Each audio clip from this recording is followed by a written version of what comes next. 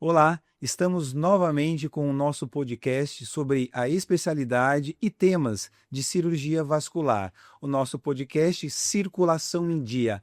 E nessa segunda temporada nós vamos entrevistar, na verdade nós vamos conversar com outros colegas médicos de outras especialidades médicas, mas focado em assuntos médicos da área de cirurgia vascular.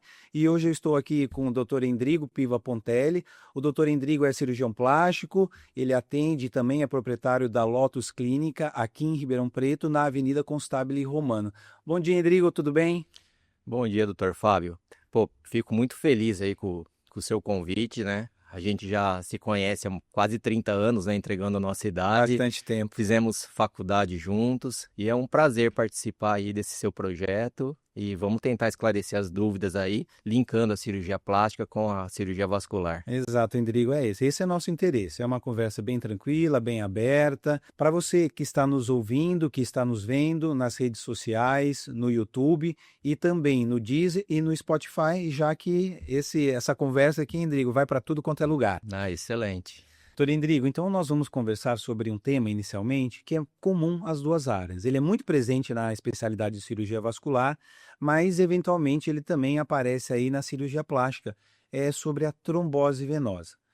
Para quem não sabe, a trombose venosa é uma situação onde o sangue se coagula. Ele endurece, vamos dizer assim, dentro de uma veia e geralmente isso acontece nas pernas. E uma possível complicação da trombose é quando ela se solta, esse trombo, esse coágulo, ele caminha e apresenta uma complicação que a gente chama de embolia pulmonar. Evidentemente, a embolia pulmonar é algo mais raro, mas quando ela acontece, ela tem um potencial muito grave. Então, eu queria saber de você, doutor Endrigo, como que ocorre a trombose na cirurgia plástica, assim? Ou, na verdade, não é na cirurgia plástica, obviamente, mas a gente tem alguns casos de pacientes que fazem cirurgia plástica e acabam, depois no pós-operatório, principalmente, apresentando a trombose. Bom, desde que a gente fez faculdade, nós aprendemos que a trombose venosa profunda, ela está associada a uma tríade de Virchow, né? A gente aprende isso, que são 3 fatores que predispõem à formação desse coágulo, né? Que é a hipercoagulabilidade, o sangue está mais espesso, mais grosso do que o normal. A estase venosa, o sangue está parado no local. E o outro é uma lesão endotelial, ou seja, o vaso foi machucado. Quando você tem esses 3 fatores, você tem essa predisposição a formar esse coágulo. E a trombose venosa profunda é algo que sempre me preocupou muito de todas as áreas médicas, né? Porque ela é considerada o fator de risco para óbito mais evitável, juntando todos os fatores no período perioperatório. E, em especial na cirurgia plástica, é o que nós mais temos medo, né? Porque, assim, é muito comum, vira e mexe, você abre as notícias, abre as mídias sociais, os jornais, e fala assim, paciente faleceu em cirurgia plástica devido à trombose, que acaba sendo o que a gente mais fica preocupado. Só que, em particular na cirurgia plástica, isso ocorre de maneira muito raro, ainda bem, né? Porque normalmente nós lidamos com pacientes jovens e pacientes saudáveis. Só para você ter uma estimativa, em cirurgia geral é estimado em torno de 7 a 10%, como você bem sabe. Só que na área de cirurgia plástica, os índices chegam em torno de 1 a 1,2%. Ou seja, uma quantidade bem menor, né? Bem menor, né? Até porque são pacientes, na maioria das vezes, pacientes mais jovens, sem outras complicações. Perfeito. E algumas cirurgias, por exemplo, cirurgias ortopédicas e ginecológicas, que mexem muito com vasos da pelve, muito com vasos de membros inferiores, chegam até 30 a 35% de incidência de trombose venosa profunda. Então, quando você compara isso com a cirurgia plástica, você vê que é um procedimento muito seguro. E a nossa maior preocupação dentro da cirurgia plástica é a trombose evoluir para uma embolia pulmonar, Que porque é uma situação grave, né? gravíssima, né? Em alguns casos chega até mesmo a ser letal, né? Exato. Só que é muito raro a chance disso ocorrer, tá? E quando ocorre, em especiais em pacientes jovens e saudáveis, é uma tragédia, né? Uma tragédia para a família, uma tragédia para o paciente, é uma tragédia para a equipe médica.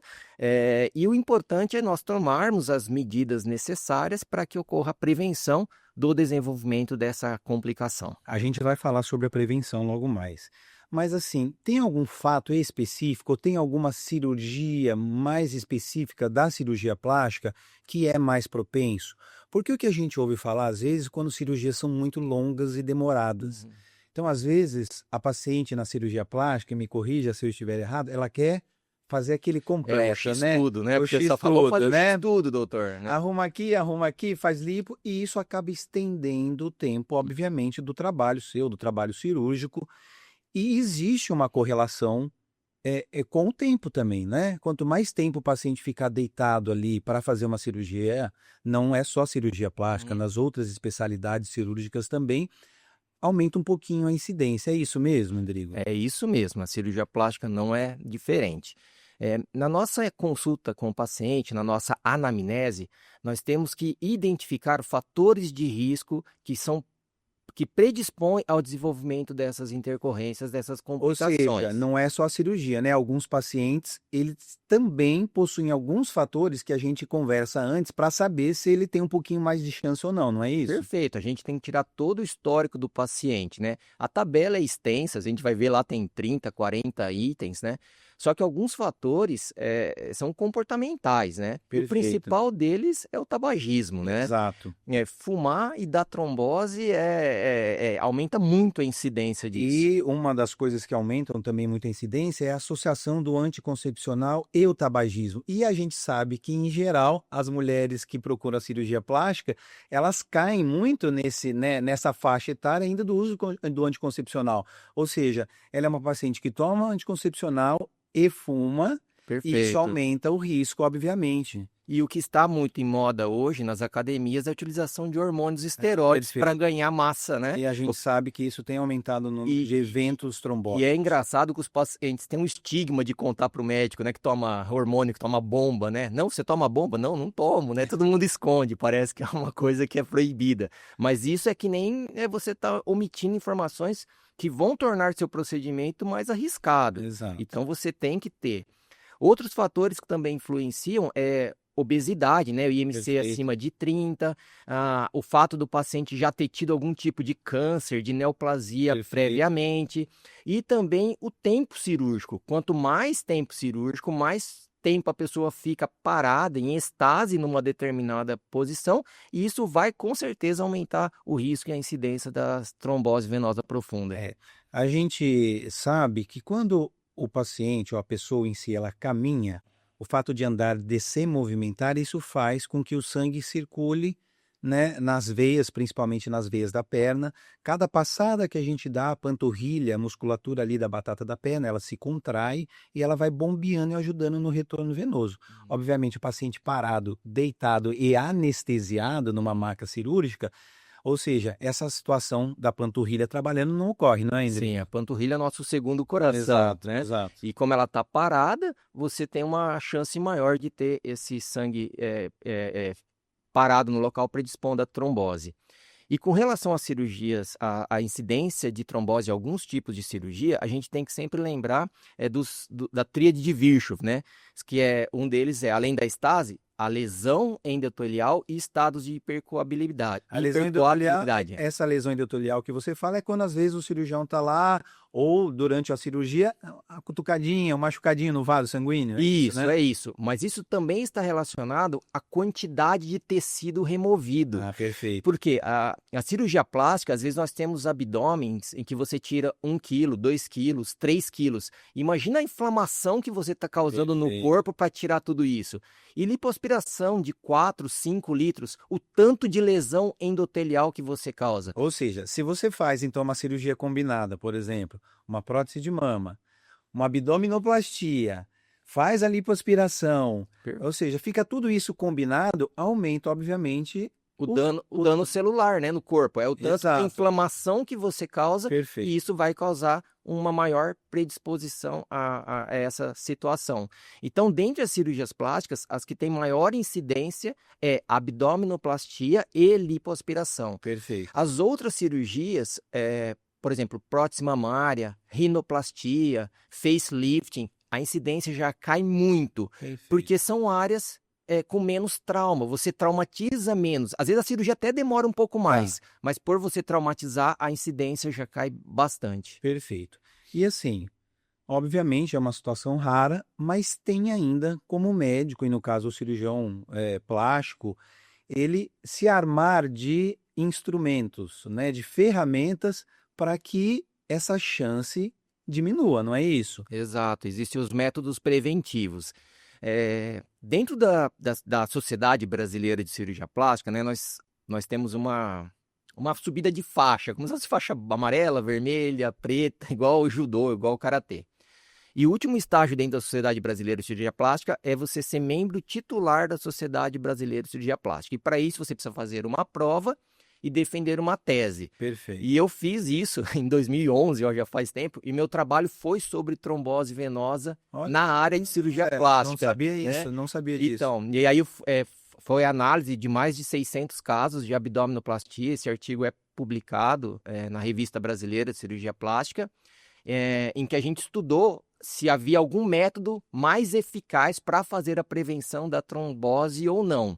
E a conclusão que nós chegamos é que você tem que estratificar o paciente, né, com fatores de risco, e que a utilização de todos os métodos são válidos. Tá. Só que quando você associa métodos, você tem uma prevenção melhor. Melhor ainda. Né? E quais seriam esses métodos? Nós dividimos isso em métodos mecânicos e métodos farmacológicos. Tá. Farmacológico, para quem não sabe, é a introdução de medicamentos que vão ajudar ou vão diminuir a chance da trombose acontecer. Exato. O método mecânico é você fazer a panturrilha funcionar o quanto antes. Que é aquilo que a gente conversou. É necessário que a panturrilha funcione, mas o paciente anestesiado está lá paradinho. Isso. Então, você faz isso através da utilização de uma meia de compressão nas pernas para você aumentar, né, o retorno venoso. Durante cirurgias prolongadas. Durante a própria cirurgia, coloca meia, né? Isso. Então, para quem aí às vezes reclama de colocar meia, na cirurgia plástica, um método preventivo é a gente calçar a meia antes, inclusive, do paciente ser levado para a cirurgia, Isso, né? antes, já entra na sala vestindo a meia. Com a meia vestida aí. E depois tem que usar alguns dias, né? Perfeito. Porque o paciente, acordei, tira a meia, tá calor, não quero usar. Não, vai Essa pagar. é uma dificuldade da meia elástica, Endrigo, que a gente tem na cirurgia vascular, né? Pra gente, então, o uso é praticamente mandatório, né? Principalmente nas cirurgias de varizes, nas cirurgias venosas. E o paciente sempre vem, mas é apertado, mas esquenta, a meia é feia. Não tem essa. E aí não tá. E no retorno vem sem, aí leva bronca do médico. É assim, mas a gente tem que fazer a nossa parte e incentivar os pacientes à necessidade. Então, a meia elástica, o paciente entra com ela para fazer a cirurgia plástica, já para ajudar. E mais algum outro método? Isso. E aí, enquanto o paciente está anestesiado e está sem movimentação das pernas, nós utilizamos as botas de compressão pneumática, que é uma bota que fica massageando a perna. Então, além da meia, você tem um massageador na perna, que ela faz a massagem num sentido de pé para o joelho, né? Para você ter essa circulação ativada. Então, esse também é um método mecânico que é usado até o paciente recuperar a movimentação da perna. Ou seja, ele entra na sala com a meia, foi anestesiado, a gente coloca essa botinha, né, que parece um colchãozinho de ar. É gostoso, faz massagem. Parece aquela cadeira de massagem, isso, né, que vai massageando.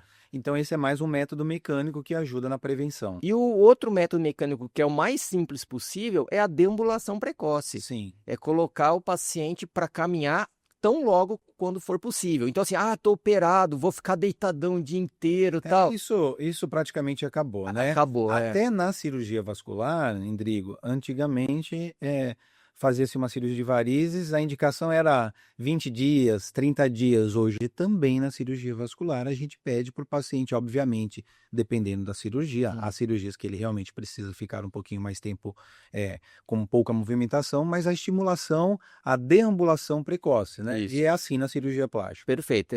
Seguimos todos os princípios da cirurgia vascular também. Tá.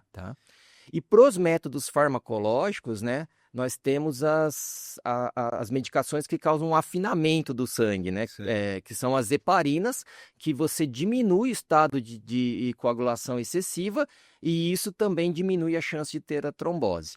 Aí, de acordo com os fatores de risco, né, de acordo com questões de obesidade, tabagismo, uso de estrógeno, tempo da cirurgia, você vai calcular os dias que o paciente vai necessitar utilizar essa medicação, que pode ser alguns dias após a cirurgia, e em casos graves, às vezes tem que começar até antes da cirurgia e Perfeito. permanecer aí por 15, 20, 30 dias, a depender de todos esses fatores de risco. Ok, então, ou seja, a trombose dentro da cirurgia plástica já é uma situação mais rara e é importante, né, o cirurgião plástico se atentar, como o doutor Endrigo já explicou, que a gente tem métodos para diminuir ainda mais a chance.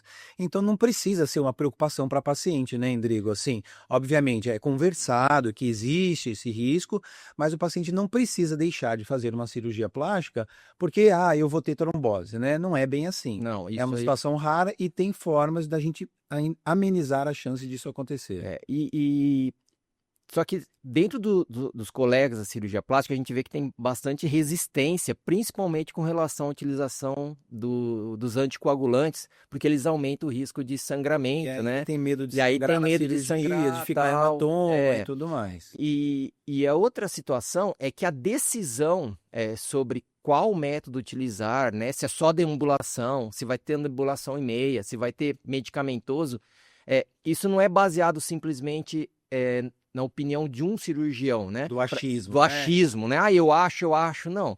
Hoje a medicina, ela tem que ser baseada em evidências, Exato. né? A medicina de alto padrão, a medicina de nível internacional, ela é sempre baseada em estudos em que vai te orientar sobre o que deve ser feito para aquele tipo de paciente. Uma paciente que vai fazer uma cirurgia de prótese mamária, 18 anos, que às vezes no máximo usa anticoncepcional, não fuma, é magra, cirurgia com anestesia local, que assim, não vai perder a movimentação da perna efetivamente durante tempo.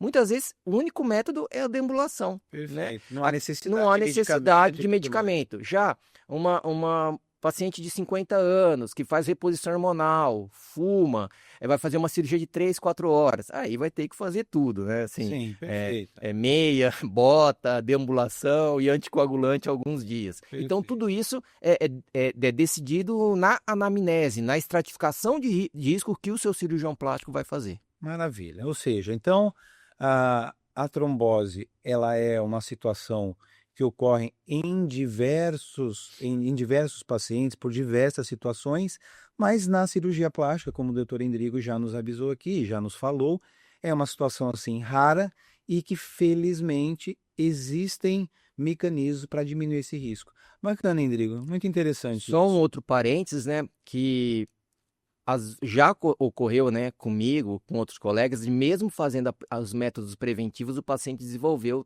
trombose e desenvolveu, às vezes, uma embolia pulmonar. Então o método deu errado? Não.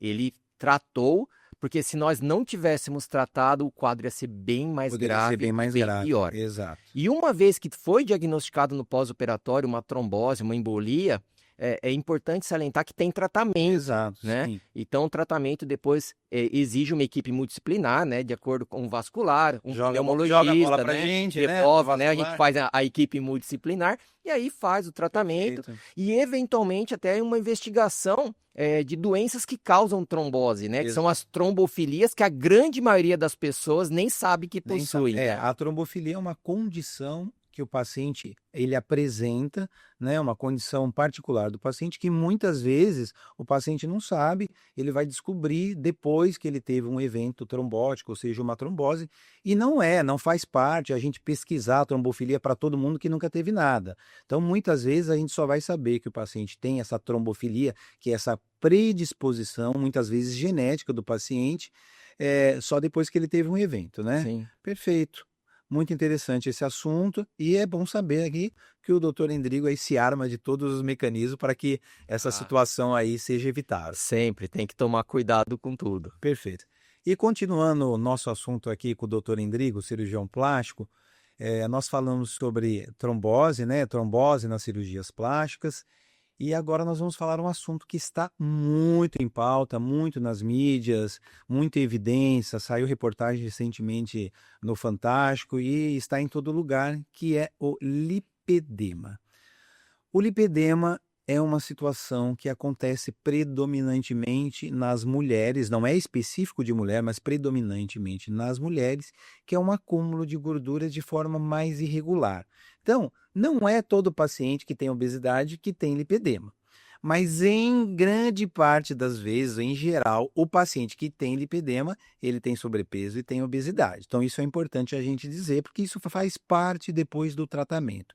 E o lipedema é uma situação que ocorre um acúmulo de gordura, né, Endrigo, de forma um pouco mais irregular, predominantemente nas pernas, na região do joelho, pode pegar aqui a região do quadril também. Isso traz desconforto, porque traz dor. Traz um inchaço, uma sensação de peso, cansaço nas pernas também. Aparecem pequenos hematomas, mas creio que para o doutor Endrigo a principal queixa é a queixa estética, né? Às vezes a gente pega a mulher aí por volta dos seus 40, 50 anos, ela é bem magrinha aqui na parte de cima, o braço às vezes nem é tão acometido, mas quando chega o quadril já bem, né, bem avantajado no sentido de um acúmulo bastante importante. Isso gera uma queixa estética muito grande. Não é comum isso, doutor Endrigo, no seu consultório aí, na sua prática médica? O Dr. Rocha gosta de assunto polêmico, né? Então, só para vocês se situarem, tá? Quando a gente fez faculdade junto, se a gente fez capítulo de lipedema, Nem existia, nem né? existia. Não tinha nem CID, né? Ainda é uma briga isso para colocar um Isso. CID. O CID é um cadastro internacional das doenças. O lipedema está começando a entrar Então, agora, né? o lipedema, ele foi considerado uma doença, uma patologia pela Organização Mundial de Saúde em 2019. Exato. Então, antes disso, nem era considerado doença. E ele entrou na classificação CID em 2022. E eu considero ela como sendo aquelas doenças que causam estigmas para as pessoas que têm, Perfeito. tá? Ao longo da nossa história, né? Porque medicina não é uma coisa estática, ela vai evoluindo. A gente tem doenças que as pessoas não acreditam que sejam doenças, né? Vamos lá.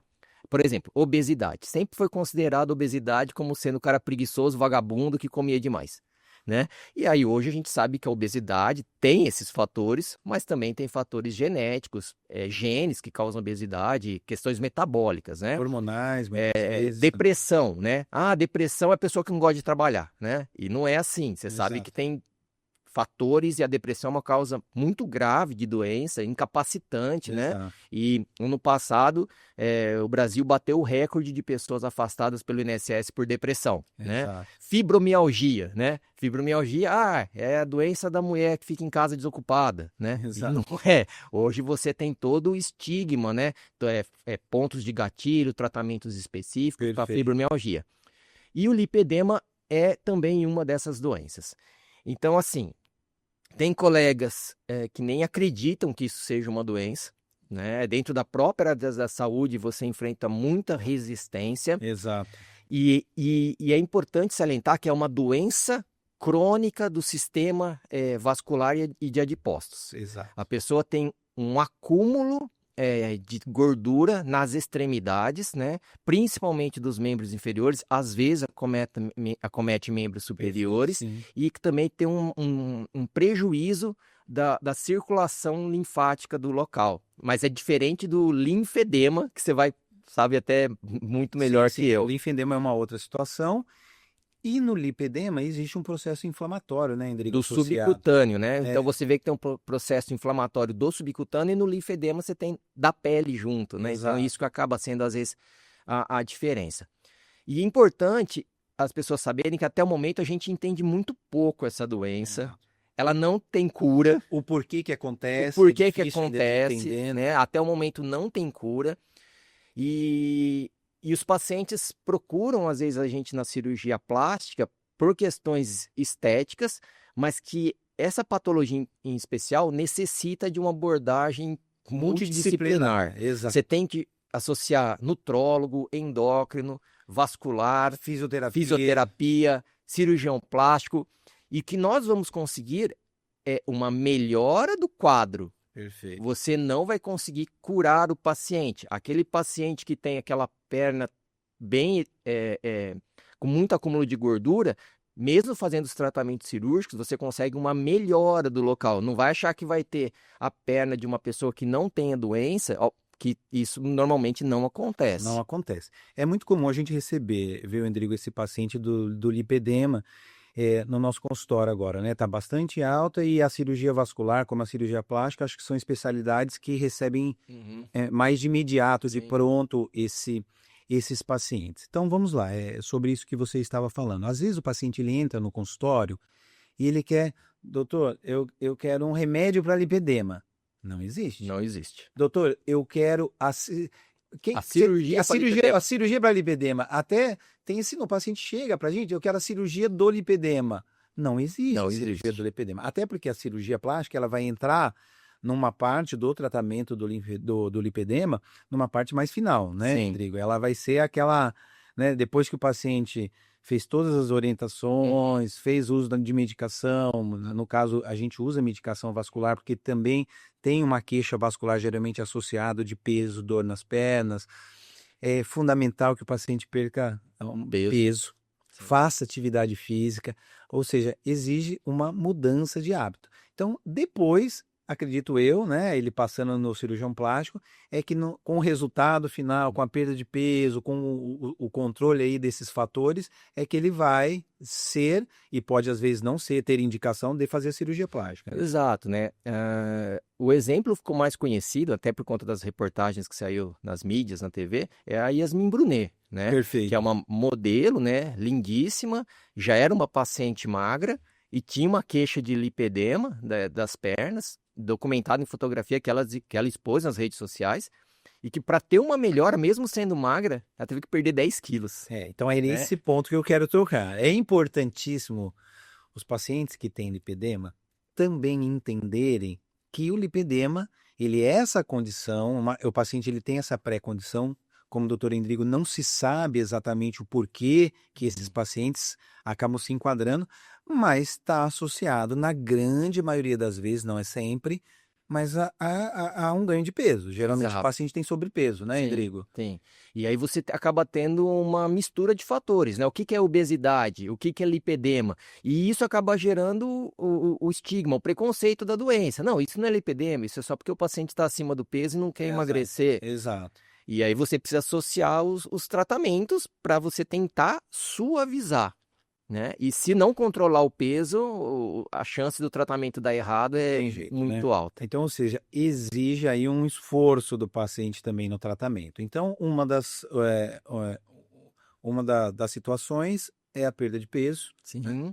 Atividade física, né, Endrigo? Precisa Fundamental. ser uma atividade física puxada, né? Puxada, né? Tanto de cardio, né? Quanto musculação. Exercício aeróbico, mais musculação. Sim, para você ativar.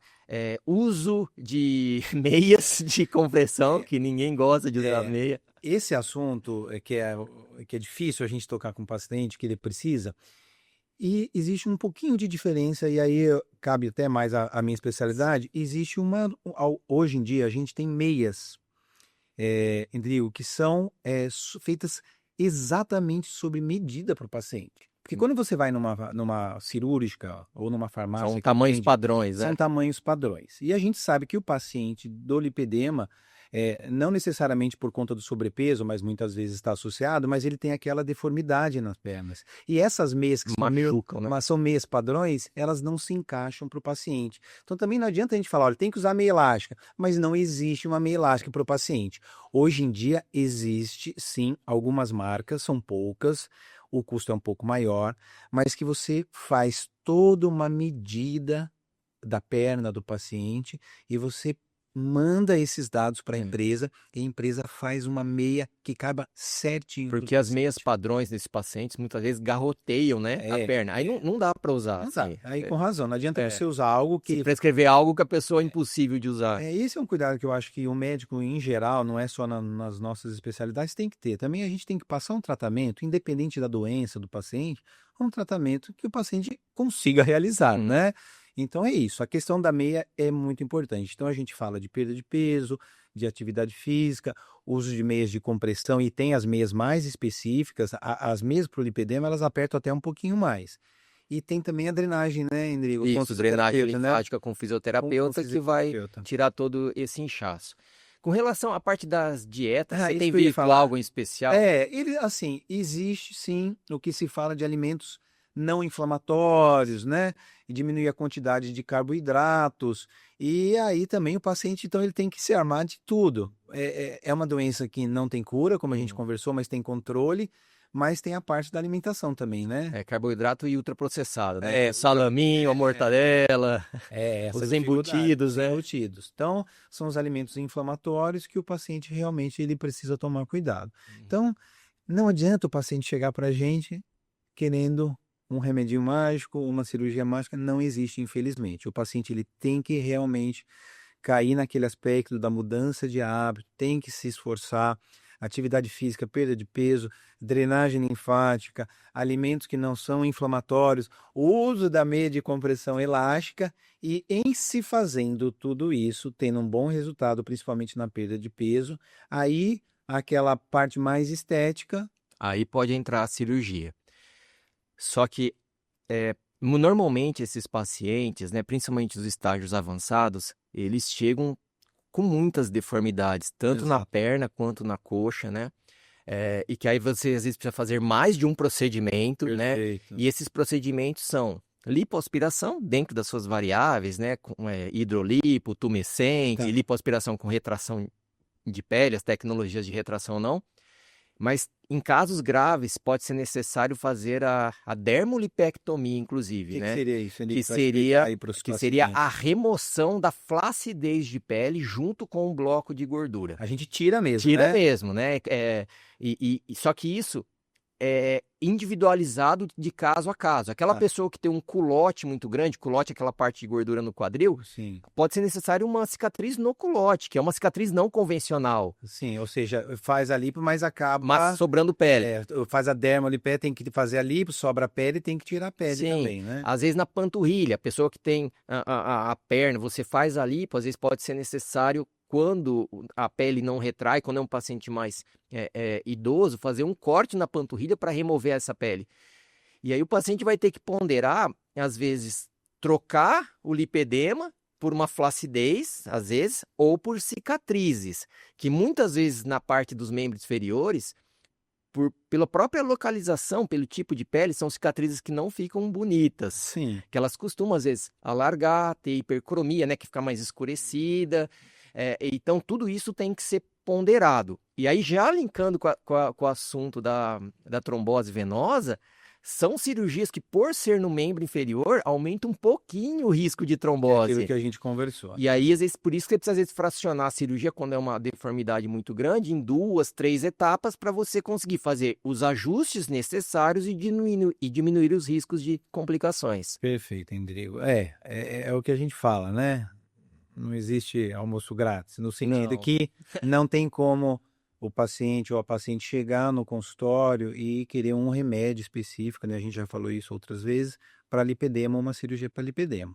A parte de mudança de hábito do paciente é fundamental É o nessa situação. principal, sim. E entender como funciona a cirurgia plástica, que não existe também um resultado mágico, melhora-se bastante, às vezes a Uhum. parte estética melhora-se bastante, mas não necessariamente vai deixar aquela perninha torneada como uma perna que não tenha lipedema, né? E isso, já estou com mais de 20 anos de formado, é o principal problema da minha área. É o paciente criar expectativas né? irreais e fantasiosas Exato. sobre o que a cirurgia plástica pode propiciar. Isso é algo muito da cirurgia plástica, em si, né?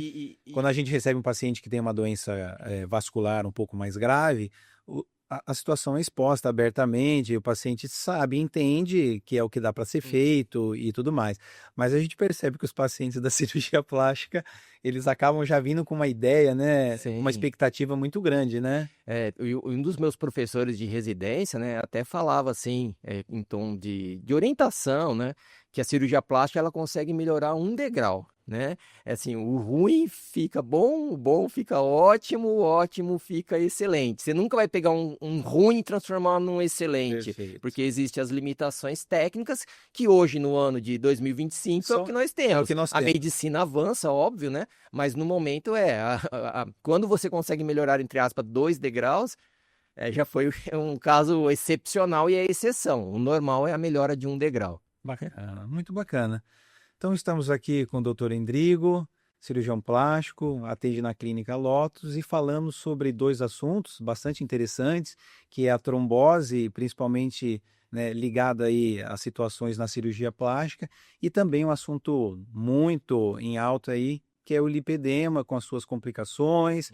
E sim, tem uma forma de tratá-lo, né?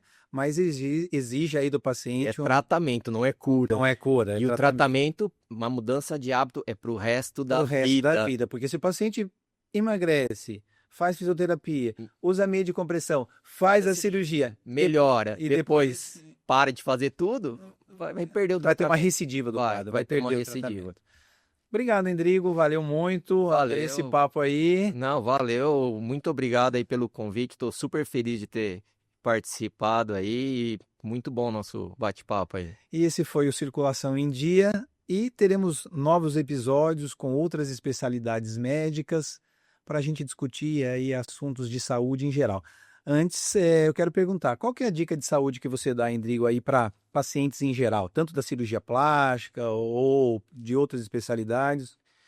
Bom, puxando uma sardinha para minha área, né, para cirurgia plástica, 2 questões são fundamentais na hora de você resolver fazer a cirurgia plástica. Uma delas é você entender que a cirurgia plástica tem limites do que pode ser alcançado. Então, assim, sempre você tem que ter uma ideia bem real sobre a sua queixa, sobre o que é possível ser feito, o que vai gerar de cicatrizes, o que vai gerar de expectativa. Perfeito. Porque se você entende isso previamente, a chance de você ficar feliz com o resultado é muito alta. E não se frustrar. E não se Naquela frustrar. expectativa exagerada. Agora, se você criar uma ideia fantasiosa, acreditar em procedimentos mágicos, técnicas milagrosas e promessas vazias, você vai ficar muito chateado e frustrado com o resultado, e aí isso vai desencadear todas as questões que vêm com a frustração. E a outra questão é que quando você vai operar, é uma associação do médico com você, não é um contra o outro. Sim. Você é um time para um objetivo em comum. E tem muita parte desse time que depende do paciente. E isso implica em operar com o máximo do peso ideal possível e manter depois a cirurgia com dieta e hábitos saudáveis, né? E seguir as orientações do cirurgião.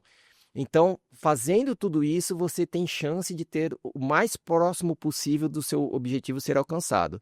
Se não fizer, a chance de frustração é muito alta. Tá certo. Rodrigo, muito obrigado, foi um prazer essa Muito nossa obrigado, conversa. Dr. Fábio. E vamos aí marcar outros encontros aqui no Com Circulação certeza. em Dia. Vai ser um prazer. Um abraço.